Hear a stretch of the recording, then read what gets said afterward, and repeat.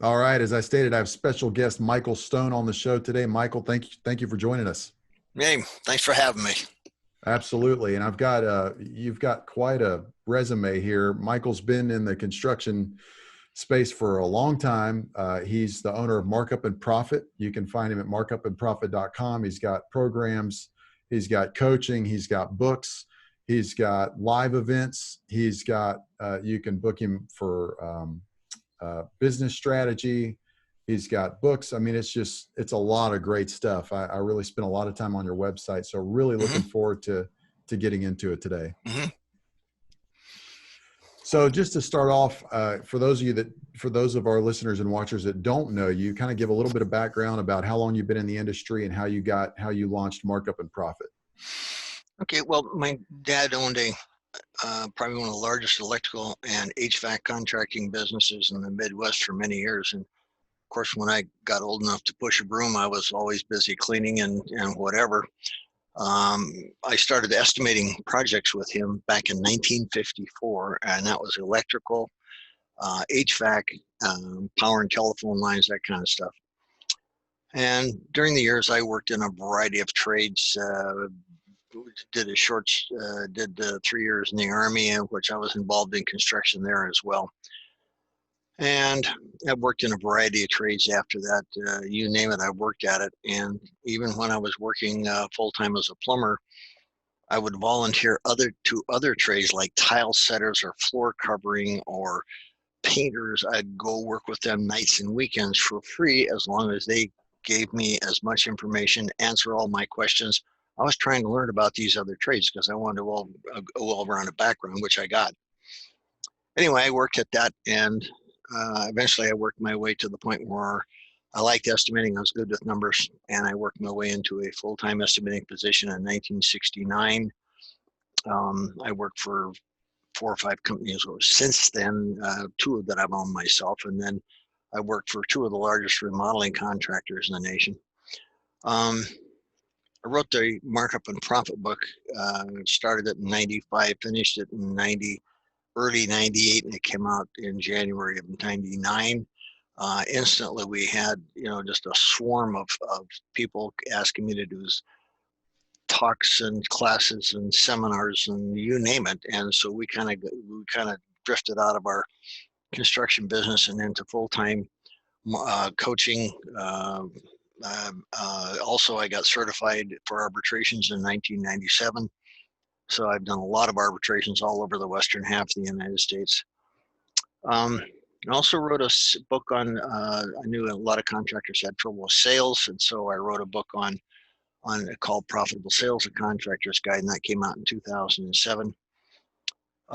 We've been very fortunate. Our Markup and Profit book is approaching 100,000 books sold over the years. Wow. We've got clients in 42 countries around the world. And I guess to sum everything up, what do we do best, or what do we try to do best? And that is, we try to help contractors take care of their families. Now, if you have to work that backwards, but that's essentially, that's where we started our business. We run our business. Our coaching clients, I just tell them, my job is to help you take care of your family. And we're going to do that by making you the best businessman you can be. And here's how we're going to do that. So I just work it backwards. But essentially, it's about helping people take care of their families, which a lot of them forget that, as their primary objective. They forget that as they get into business and they start getting pulled this way and that way and whatever. And, it's real easy to get distracted, as you well know. So anyway, that's basically what we do. Okay. Well, that's great. And just for those of you listening or watching, definitely check out the website, because it's a wealth of information. And the reason I was excited to have you on the show is because you are an expert. I mean, I think there's a deal out there that says to achieve expertise, you need 10,000 hours in a certain field or whatever. Well, that takes about 5 years working full time. So you've had decades of experience in many different fields of construction and contracting. And then you decided to educate and equip people. I mean, you're clearly an expert. And so I want to kind of go broad in this podcast, but then I'd like to have you back on maybe once a year or once every 6 or 8 months to go really deep on some of these things we're going to talk about today. But Sure. having said that, I mean, you've looked in at hundreds of companies, you've coached a lot of business owners, you've worked with a lot of roofing contractors, different contractors. What's one of the biggest pitfalls you see with contractors today that you just see over and over and over again?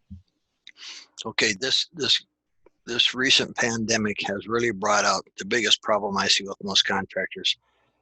They don't have what I call an operating capital reserve account, a forced savings account that they can fall back on in case of any kind of an emergency. The money's there, they can reach into it, pull it out, pay their bill, make an investment, do whatever they want to do. Most contractors don't have it. That's why there are several people put up, they have websites and they say, well, this is how you apply for these government grants, these government loans, all this free money, and all these contractors jumped into the middle of this.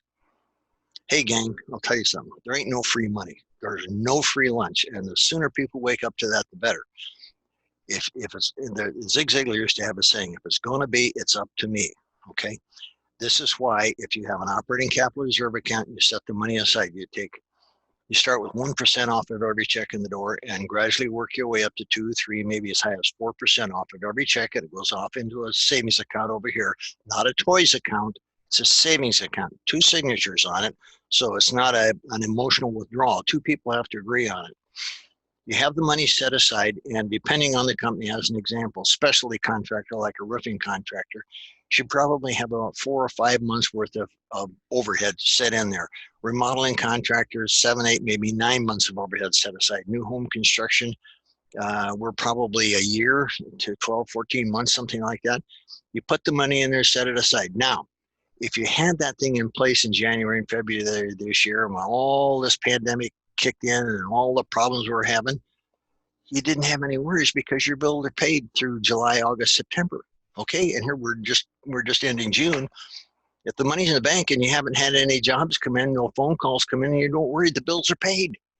You don't have to borrow money. You don't have to see this business of going in and taking money from the government. Everybody says, oh, it's free money. You got to give it to your employees. There's no such thing as free money. Okay, somebody's got to pay the freight, and we're all going to pay for it in the coming years over increased taxes. That's just the way the government operates. Okay, so if I get really I get into this because there's no free lunch. If you got to create your own lunch if you want it. So you set the money aside. Every check you put money aside. And then when this pandemic hits, then when IRS calls you up and say they want to audit you, then if you have like 3 or 4 people quit on you the same day, and that I've seen that happen many times. Okay, you don't worry about it because your bills are paid. So this is what's the thing, the biggest pitfall in this business. Most contractors, and I'm talking 90% plus of them, do not have a savings account that they can fall back on if there's a problem. So there you go. There you go. I mean, it's interesting you say that because I talk to roofers every day, and it's not something that I ever hear talked about.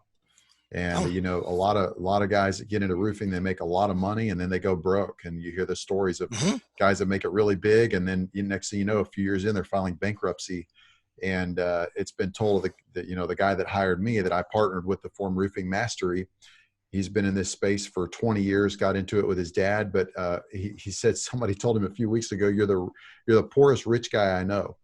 Because if you know Miller, who's also on the show as well, he doesn't look like a wealthy guy, but he's got money in the bank and he's not worried right now. And there hasn't been a hailstorm in Dallas that's hit us in Dallas proper in a few months. And he's not worried because he has that account that you just talked about. Well, the other thing too is if you got the money in the bank, if you are a storm chaser, which I don't know what term you would use for that, but I see roofers all over the country, they're storm chasers, and there's no future in that because you can't predict what's going on. You need to set up a business plan, and we'll talk more about that later on, but you set your business plan up in such a way that you have a consistent supply of leads coming in that you can go see. You've zeroed in, you know exactly what kind of work you're trying to do. You get a reputation for that. People call you, okay? And most contractors don't think that far ahead. They won't do it. Well, let's kind of piggyback on that and say, okay, here's a big problem. Guys don't have a strategic plan to set aside cash reserves, which is so interesting because it's common in real estate. You know, I spent some time moonlighting in the multifamily real estate space, and it's part of every single business plan you form for any property you buy is you've got a cash reserve plan because you're planning on something going wrong. You're planning on needing cash. Yeah. So it's interesting you bring that up for roofing contractors. So what's the positive side of that? What financial advice do you have for a way for guys to be proactive to avoid this pitfall?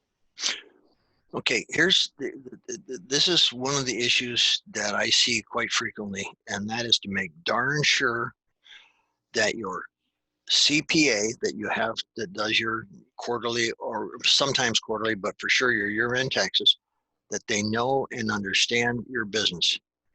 And unfortunately, and this is a broad brushstroke over all of construction, very few CPAs in this country know and understand construction.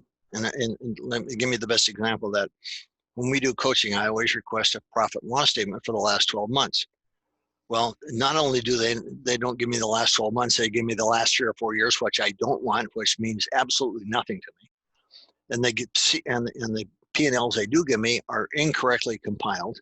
They're virtually worthless for the contractor to sit down and analyze his business. And if the P&Ls are set up right, in 1 minute, you can put everything off of a P&L you need to know where you're at and how you're doing, okay? And so make sure your CPA knows what they're doing, all right? That's the first thing.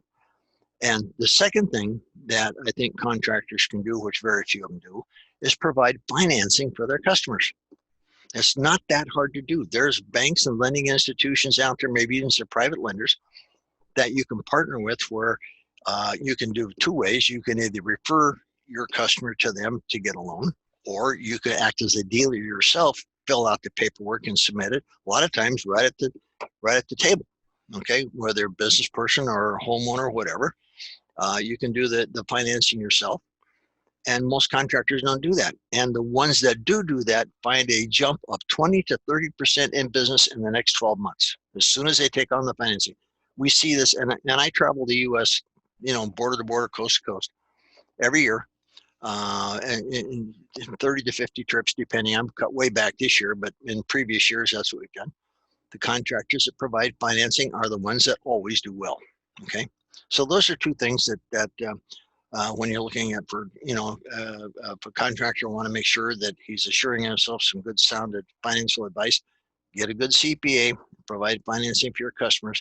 2 things that most guys don't even think about, but they are key to making a business successful in today's climate. Okay. It's interesting you say that. There was recently a bill passed in the state of Texas that says that you cannot pay for the homeowner's deductible.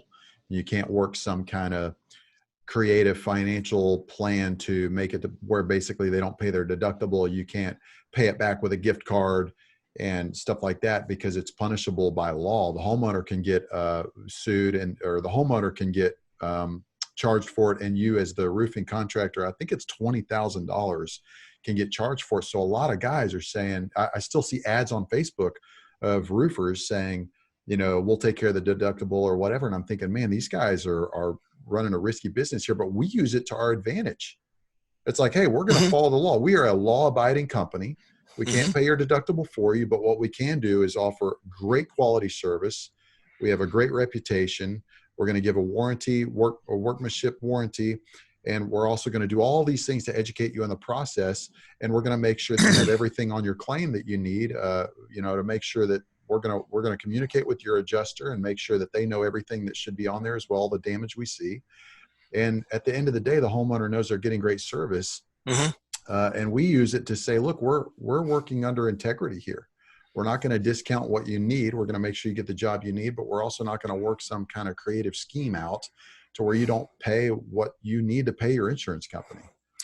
That's that whole concept of this will take care of your deductible. It's a race to the bottom. Everybody's worried about price. That isn't what today's customer is after. Can I give you an example? Go for it. Yeah. Okay.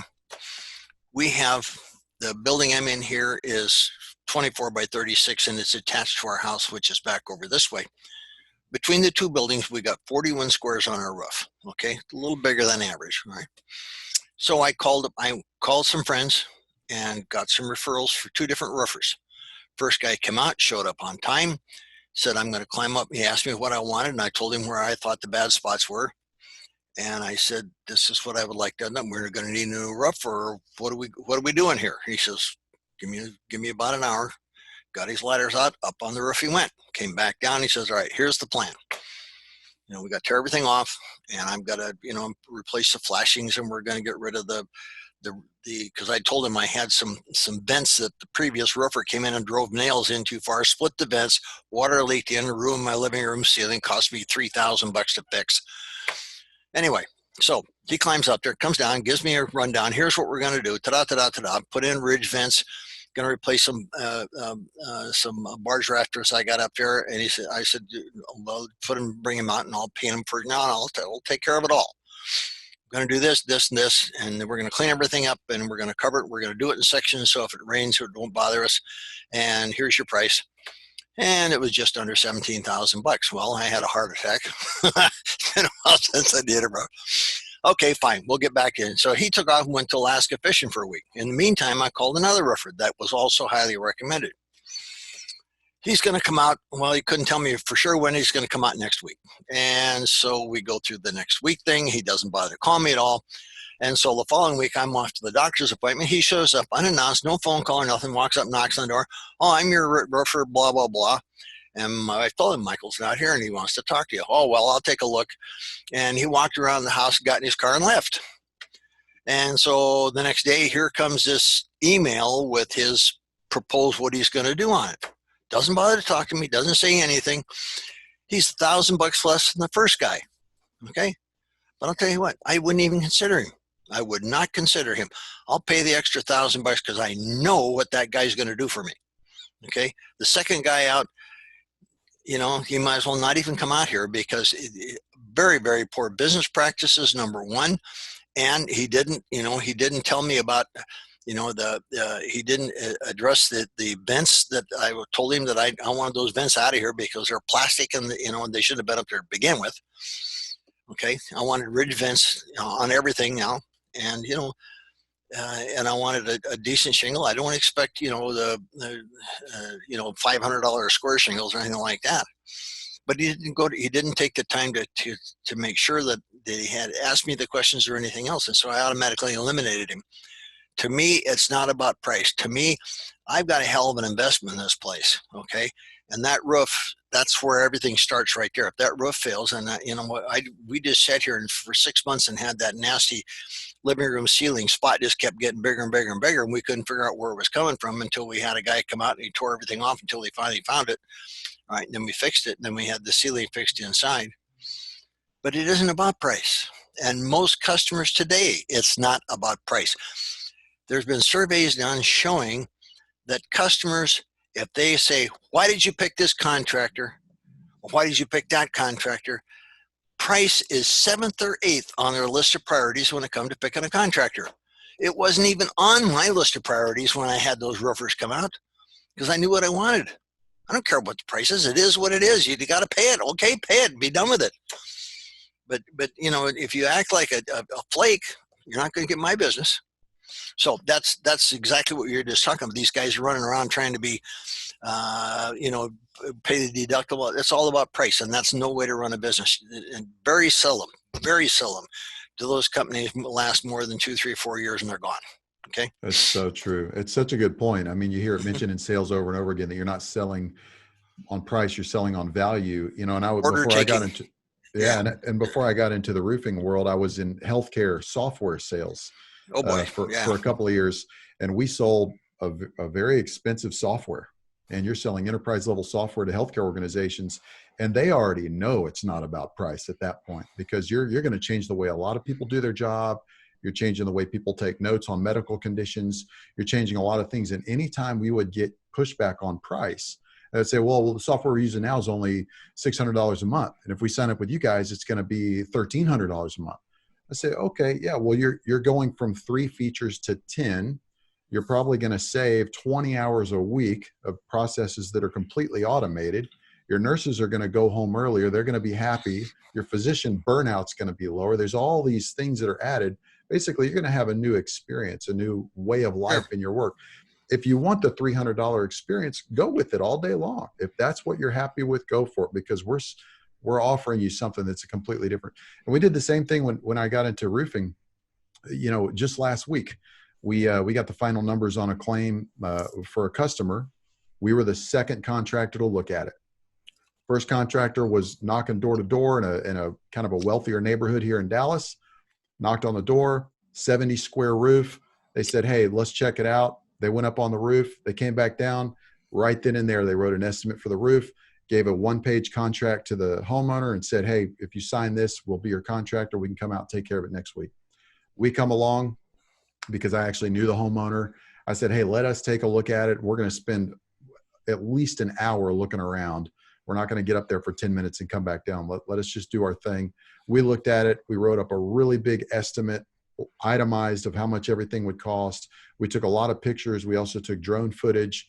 And we said, we'd also like to send a supplement into your claim. You've already filed a claim.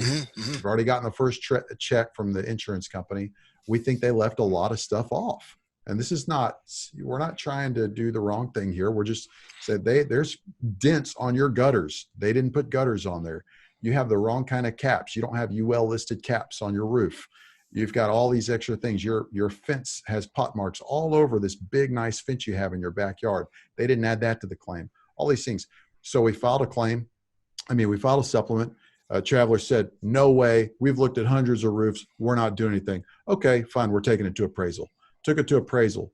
The claim has gone from $23,000 to $50,000. And the only reason is because we took the time to really analyze the situation. And then when the insurance company acted like a jerk, which sometimes they're great, in this case, they were not. We said, fine, we'll take it to appraisal. And yeah, it drew the process out a few weeks. But when you can add $25,000 of meaningful items to a claim that should have been there in the first place, it's worth it. And so the homeowner now is going, I had no idea that this process could take place. I thought a roof is a roof. He had no idea. And he goes, now I'll never think about it the same. And I said, that's right. Tell all your friends. Tell all your friends, because it's a process and it needs to be done the right way. And the great thing is now we're going to get a lot of referral business in a neighborhood that has a lot of really big roofs. And it's really hard to get. You can't even go door to door in that neighborhood. They'll call the neighborhood security on you, and you have to have a permit. You have to go through the HOA. But we'll get referral business because of that, because we're selling value. And our job was not as affordable as these other guys that were knocking doors. But now the homeowner's so happy, he's getting an extra $25,000 of work done. Yeah. That's the way to do it. So what would you say, kind of attaching to that, how do guys that are roofing contractors build a successful business and focus on the value they offer, focus on the quality of work, and not focus on price, which is a race to the bottom, which at the end of the day, going back to what you said, your vision is people providing for their families. Well, if you constantly discount yourself and undercut yourself, you can't provide for your family. That's exactly right. I think one of the things that a lot of guys believe is that they have to drive around and give out numbers to get business, drive around and give out bids. And that's not where you want to be. That's a race. We talked about that's a race to the bottom. Okay. When I was in business, and what I recommend to contractors today is when people say we're getting 3 bids, good for you. Okay. We don't play that game. We don't bid on jobs. And I tell contractors, tell them that we don't bid on jobs. I will give you a firm price quotation when you're ready to make a decision. Now you put the ball in their court and they've got to decide what they want to do. Okay, I'm not bidding on your job. I don't bid on jobs. That's a race to the bottom. Sorry, I'd like my business to continue. I want to do a good job for my customers. I have to pay my bills and make a profit doing it to continue to do that for my customers. And this bidding game, that doesn't fall into that category. Sorry, no thank you. Nothing personal, but if you want a firm price quotation, then you tell me when you're ready to make a decision. I'll be glad to come out. And that's and I did that. Well, let's put it this way. In the last, let's see, I've been at this 59 years now. I suppose I spent probably 30 years selling. Okay, over the years, my sales to leads ratio is 1 out of 2.85. Okay, right? And so that means that, I tell every contractor they should sell about 1 out of 3. And with the full markup, you should sell about 1 out of 3 if you're selling, not order taking, selling. That is also coupled with a positive 8% plus on your P&L. If it's less than 8%, then something's wrong. If you're selling Okay. 1 out of 3 and you're making 2%, you're not selling. You're giving your work away. Okay. Okay. Let's pause on that because I want you to be able to unpack that for people listening. You had a close rate that was high, but you said with the proper markup. So Yes. can you just do some education, like for specifically for roofing sales guys? What kind of roofing sales advice can you give them to have a high close rate and have the right price? Okay. Best example I can give you is in our book, Markup and Profit of Contractors Guide, I've got some rough guidelines in there for specialty contractors, which roofing would be. And so it's usually, I tell them that absolute rock bottom minimum for a specialty contractor is cost times 1.35, and more probably it's 1.40 to 1.45. But everybody has to figure out their own numbers, and that's all laid out in the book how to do that. So you can go ahead. I've got a roofing contractor that I have been coaching now for about 8 years in Illinois. Probably one of the best businessmen. He is now. He wasn't when he came to me, but he is now. His markup's 1.55. Okay. And he sells easily. He sells 1 in 3. Okay. And their P&L is very, very good. I won't tell you, I'll just say it's 8% plus. Okay. Because they go out and they sell. They do everything we've talked about so far. He doesn't drive around and give out prices. People want bids. He says, no, thank you. Just go away. And he's got 3 full-time salesmen now, and they are just swamped with, they're still working on leads they insurance leads and stuff like that. They had a big storm last year. They're still trying to work their way through them. They got more business than they can handle, and he's using a 1.55 markup on everything he does. He's making darn good money, taking good care of his family, and he's taking care of all of his employees and their families as well. And that's the important thing. Okay. So roofers, the idea that you can get by with 10, 15, 20% markup, you're not going to be a business long. Those guys are going to go away. You got to be up absolutely. If everything runs perfect in a company and you're absolutely run everything just perfectly, you can get by with a minimum of 1.35 times your cost. But the reality is, how many perfect jobs have you ever seen? Right. I'm still looking after 59 years. I'm still looking for my first one. Okay. So you need to be at 1.4, 1.45 minimum, preferably 1.50. Okay. And if you want to survive in this business. Okay. So for the guys listening to this and they say, well, okay, that's easy to say, but how do I sell that when that means I'm going to come in at X price and my competitors are going to come in cheaper? Well, we've talked about all that stuff, what you're offering. The other thing I can tell you is that I wrote a book called Profitable Sales: A Contractor's Guide. I would strongly recommend that. It works just fine for roofing, just like it does remodeling, new home construction, you name it, it works. And I told you what my sales to leads ratio, most of the guys that contributed to that book have a sales to leads ratio at least 1 in 3. And most of them are using markups of 1.55 and higher. Okay. I've got many contractors that use a markup times 2, regardless of the size of the job, and they got more work than they can handle.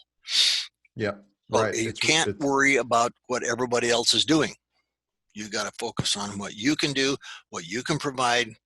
And you got to also, you got to sell yourself. Okay. You got to dress properly. You notice I got a polo shirt on, my company logo here, my name over here, nice pants, clean shoes. I go out to see people. I act like a professional. I don't show up like I've crawled out from under a house or off the top of a roof. I'm covered with dust and tar and everything else. Okay. That's not selling. That's order taking. Okay. If you want to be paid like a pro, you got to speak, think, dress, and act like a pro. Okay. And if you can't do it, then don't go out there, because you eliminate yourself from most sales when you do that. Okay? It's so true. And when I first started working for Rain Tight General Contracting, especially having a background in online marketing, I said, look, I know Miller, the owner of the company, you know your stuff. You treat people right. You do a great job. But if I come to your website, it's not mobile friendly. It looks a little outdated and all that stuff. So just having that professional appearance, I said, look, we got to get a website redesigned. I want some shirts. We need to get some shirts in different colors. I want to have I'm going to have basically a company uniform where I'm going to wear, khakis and a company shirt and a hat every day. Because going back to that scenario where we got the roofing job, the two guys that had it before us were dressed in there. One of them looked like he was about to go to the gym. And the other guy was wearing kind of just casual clothes, but didn't look very nice. And I said, I want these things. They had no branding on their truck. I've got signs on my truck. It's my personal truck, but I basically turn it into a company truck. And, it's just all these little things. But the biggest thing for me is for guys that say, well, I can't sell against price. To me, I want to educate the customer. When I educate them on the process and I let them know, here's what we've done before. Here's how many happy customers we've had. Here's why they are happy. Here's all the steps. Here's what we're going to do for you here, here, and here. Here's how I'm going to follow up with you. And I'm going to call you exactly when I said I was going to call. And we're going to meet at exactly when I said we were going to meet and do all these things. I'll go back every time to a more expensive mechanic or a more expensive fill in the blank. If I think I'm getting a great experience, I do not want a negative experience. And I think that's how you get around it. You just do a stellar job. Yeah. These guys that, they say, oh, I can't sell against price. Well, of course not. You're order taking. Once you learn to sell, then you can sell against price. I mean, when I sold remodeling in the Portland, Oregon area, there was 19 pages in the yellow pages of contractors. Now you talk about competitive, and Portland's not that big. It's like 400,000 people. There's 19 pages in the phone book. Okay, and I still sold better than 1 out of 3 because I was selling. I wasn't order taking. I didn't worry about anybody else or their prices or any of the rest of it. Some guy tell me, well, this guy's going to do it for free. Hey, I have no problem with that. He knows what his work is worth. If he wants to do it for free, go for it. Have a good time. Call me when you're ready to make a decision. And I'd stick that right under their nose. If they didn't like it, I'd walk away. I'm not going to waste my time with people that are busting around worried about price. That's the worst. Trying to buy something for your home or your building based on prices. They said there's a saying about ignorance that can be fixed. Well, tell you what, stupid is forever. Getting work done in your home based on price is stupid. Yeah. Right. Okay. Right. You wouldn't do you wouldn't go with the cheapest brain surgeon if you knew your child had to have brain surgery. Yeah, that's exactly right. So, well, you've looked at a lot of different companies. You've worked with a lot of leaders of companies. I think a lot of this falls back to leadership as well, where the leader of the company really doesn't have a strategic plan for business, for themselves, for their own company, and also a plan of training for their employees, for their sales guys. What's the best leadership advice you can give after working with so many contractors and leaders and owners of companies over the years? Okay. It's kind of a 3-step process. Number 1, you build in top dollar in your estimates for your people, where you can offer your people top dollar. Okay. Then when you hire people, or you bring them up to speed with what you're doing, you tell them, I'm going to pay you top dollar in town. Everybody else is paying $18 for a roofer. You're willing to pay 20 or 22. Okay, this is what I'm going to pay you. Now, in return for that, I'm going to get you to use this thing up here. You're going to think. I'm not hiring you back. I'm getting you to think. So I'm going to pay you. I'm going to show you what needs to be done, and you are going to go out and do that, and you're going to give me the best possible product you can give me. You're going to do your job to the very best of your ability, and that's how you earn top dollar working for me. Okay, now, if you don't give me top performance, I'm going to get right in your face on it. Okay, I'm going to hold you accountable. If you're taking my money, you're going to give me the best hourly rate or the best work for that hourly rate that you can give me. No stories, no excuses, no BS, no hoorah. Okay, I'm paying top dollar. I get the best job you can give me. Okay, and if you take that approach, and I know many contractors that I've convinced them that this is the way to do it. They're doing it now. Their guys produce, everybody's happy. The company flows just like a stream. I mean, they're just, this is, to me, is it's paying top dollar, giving people a job, holding them accountable. That's the best job I can do as as the owner of a company as someone that's leading the pack, so to speak. Okay, I don't listen to any crap about, oh, my car broke down, I can't this, I had too many beers last night, oh, my wife's divorced me. I don't want to hear all that crap. All I want is I'm going to give you a job and I'm going to hold you accountable to do it. Okay, you got personal issues, don't bring them to work with you, leave them home. Okay, that's what top dollar, you can say that and insist on it with when you're paying top wages. It's so true. And that was a scenario that happened to me when I was hired by Rain Tight General Contracting here in Dallas. He said, look, here's what a lot of roofing companies offer their sales guys. Here's the deal I'm going to offer you. And this is the deal I have with my other sales guys. And it's a good deal. And he said, but this is the way we're going to work it. This is, these are my expectations. This is kind of where I think we can take this company. If we all strive for success here, here's the opportunity. We can all be really, really happy. But he basically said, I see you as an investment. I'm being generous with you, but I'm also banking on your long-term return to the company, that you're going to make yourself a lot of money. You're going to make me a lot of money too. Yeah. And this is a win-win scenario. And it makes me, when I know that I'm being taken care of, well, it makes me want to do even a better job. Yeah. Last thing I'm going to do is think about my exit strategy or who else I could go work for. I know I'm not going to have it better than I have it here. Yeah. Good salespeople look at it that way. They, they'll pitch in and they want the company to grow because they know they're going to make more money. Absolutely. And from the downside to that is these contractors that hire salespeople and then want to try to restrict how much money they can make. That's the dumbest thing you can possibly do. You got a good salesman, pay him straight commission, give him the job and leave him alone. Say, this is what I want you to do. I'm paying you this. This is what you're going to do. And I'm going to hold you accountable for it. Just like we just talked about a second ago. Good salesmen love that situation.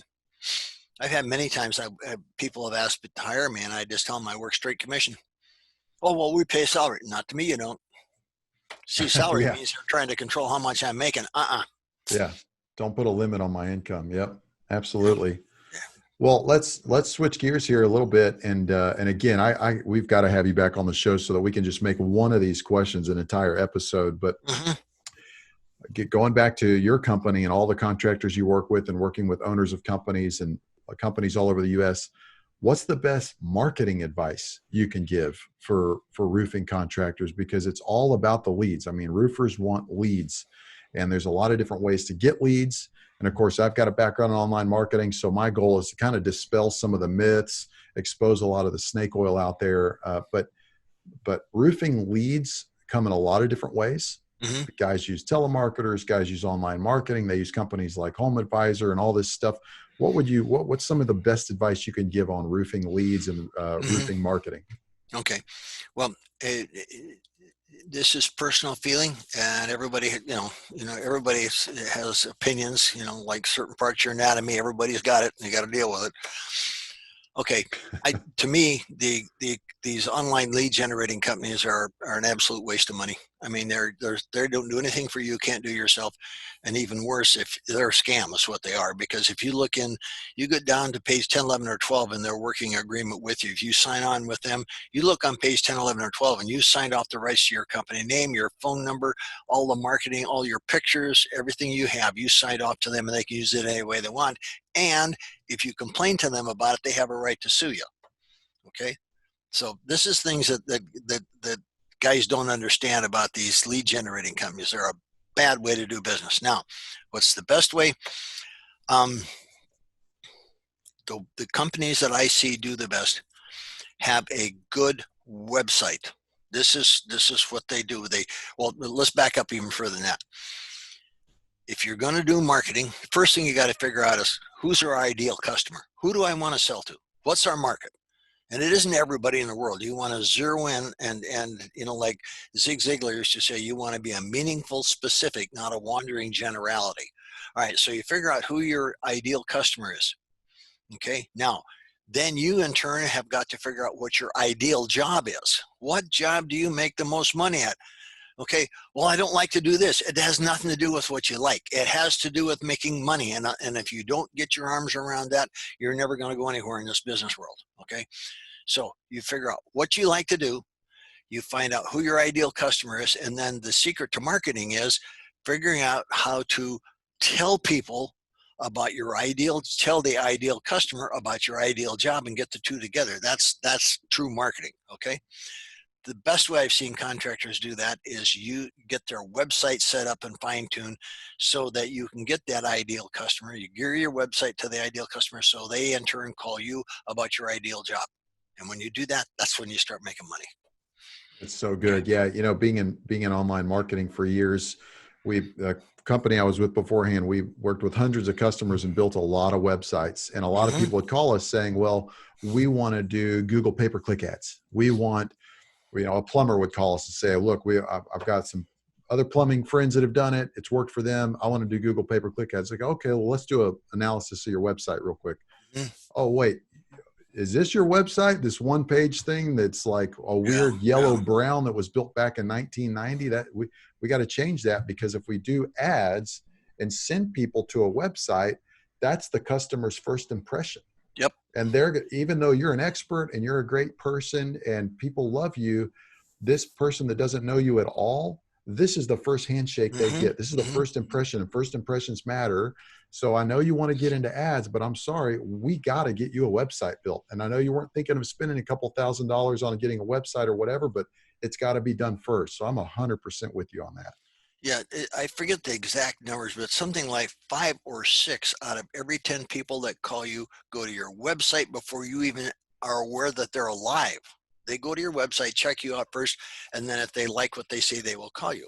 And if your website is a single page or a blob like most of them are, okay, they're not going to call you. Okay, and I forget what it is. The statistics is said that there's something like for every one phone call you get out of the yellow pages, you'll get 30 out of a good website. The ratio is 30 to 1. And so guys say, well, we don't advertise. You know, you can't help people that don't want to be helped. You don't, well, we work by referral. No, you don't. You want to go out of business? Just come up with this crap. You work by referral. You need a website. That's where the good leads come from. Because you work by referral, you're taking whoever calls you, or if you have a good website, you can pick and choose the people that call you about the job you want to do. Referrals, you can't pick and choose the job you want to do. You got to take whatever they come at you with. And that's not where I'd want to be in business. Okay. It's so good. You know, when we do free consultations for people, do a free web analysis of their site and their online presence. And one of the things we talk about when we look at their site is, okay, hey, we analyzed your site. It looks decent. Or, hey, we analyzed your site and it's really quite poor. The quality's poor for these reasons. We think we could make it better by doing these things or doing a total rebuild. But a lot of times we'll say, you know what, your website looks good, but it's not a sales tool. And we look at a website as this is the top of the funnel, the sales funnel, the sales process when people find you, and you're making it kind of hard for them to know what you want them to do. And you've got a great brand, you've got a great, you know, the top of the web page is the first part people see. You look professional, but there's no form, there's no call to action, there's no social proof of reviews or anything like that. And your competitors have that stuff. A lot of them have that stuff. So let's make some changes to where your website is a tool, and it's a leadership tool. You're leading people down a path. Yep. And I looked at your site as well, and you do a good job of showing right out of the gate. You've got a video of you educating people on what you're doing. So you catch them right away. Like, wow, okay, this guy's a thought leader. He's an industry expert, and he's telling me some things I need to know. And then he's also telling me where I can go to find it. And now I'm spending time on his site. Okay, now I'm looking at stuff. He's got some paid resources, and your site does that in a very intuitive way to show people what they can get and why they can get it. And so, yeah, we work on our website every day. Yeah, literally every day. Yeah, we have to. I mean, we've had that website now for 1998. Which is what, 22 years we've had that website. Okay. Got close to 1,000 articles on there, you know, papers or stuff we've written, a lot of stuff. Okay.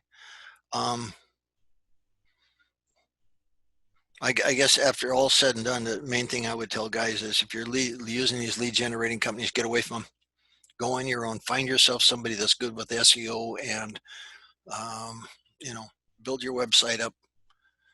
The other thing, one other thing I would like to mention on websites, when you have an about us thing in there, make darn sure you have all the principals of the company's picture on that about us. Don't assume people know what you look like. People want to know who they're talking to when you knock on their door, or when you go to their place of business to talk about their roof or whatever it is. But you need to have your pictures on your website. And if you don't, if you've got 3 or 4 principals in there, and then if you have different crews, take a picture of the crew and put them on there, put their names on there. Okay. Now, if somebody doesn't want their name on, that's a different issue. But people today, I mean, there's so much paranoia out there. People today want to see pictures of who's going to show up at the door. If you have salespeople, just say a sales representative. There's so many terms that people try to come up with to keep them keep from calling themselves salespeople. Hey, you're in sales. Tell people that. Right. I used to have that right on my business card. Michael Stone, salesman. Yep. I put it right on and handed it to people. Well, everybody else already knows that anyway, so you might as well just shoot straight. Yeah. Well, so with that, with that said, and your website and all the stuff you offer, because we're going to include a link to your website in the show notes. We're also going to have a transcript for those of you watching or listening to this, you can go view the transcript. When you talk about lead generation companies and stuff, you're talking about bigger platforms, right? Like Home Advisor or stuff like that, where it's basically you go in and they give you a lead, but they're also giving that lead out to multiple contractors. Yeah. And your solution to that is, hey, work with somebody that can do online marketing for you and drive business to you. Yep. Yeah. 100% agree with that. I think otherwise, again, we've said it's interesting. We've said it a few times on this podcast, but it is a race to the bottom at that point. Oh boy. It's not what you want to get into. So what's the best way for people to get in touch with you? Okay. Can we talk about one other thing real quick? Before absolutely. we get into where that, right? One of the things I think that a lot of contractors don't do that they should do, and that's plan for their future. They just worry about what's going to happen today, tomorrow. When's this pandemic going to be over? They don't plan 3, 5, 10 years from now. They don't set goals for the year. And this is kind of tied with how people can reach us. Our website has 2 papers on it, and that's called Year-End Review and Next Year's Planning, Parts 1 and 2. And I would encourage all contractors to download those papers. They're free. We've given them free. We haven't had anybody send us additional comments or changes on anything in 3 or 4 years now. So we know those papers are good. You got 13 single-space typewritten pages of things you need to do at the end of each year and how to plan for next year. And the contractors that do that invariably will call me back in August or September and tell me they've already reached this year's goals, and they're already planning for next year, and they still have 3 or 4 months left in the year to make more money than ever dreamed possible. Okay. Because they planned the year, they've set goals, they reviewed last year, know what they have to do this year, they plan it. And so I would encourage everybody to get on our website and do the year-end planning, next year's year-end review, and next year's planning papers. There's 2 of them, parts 1 and 2. And contractors will do it. They'll find that it'll make a huge difference in their business. Okay, where do you find those? All right, markupandprofit.com is our website. And when you get on there, it's you're going to 22 years worth of building, and there's a lot of stuff on there, as you and I talked about earlier. So that would be that would be the best place to start. Okay. Of course, you can always call or send me an email or something. I'd be glad to help. If I would, I'd like to put a plug in for a couple of educational things coming up. October 29th and 30th, Thursday and Friday, October 29th and 30th this year, we're going to be doing our 2-day class, which it would apply for roofers like it does any other contractor. Interesting thing about that 2-day class we've taught that now since November of 2014, a little over 6 years. We've had about 1,300 companies that have attended that class.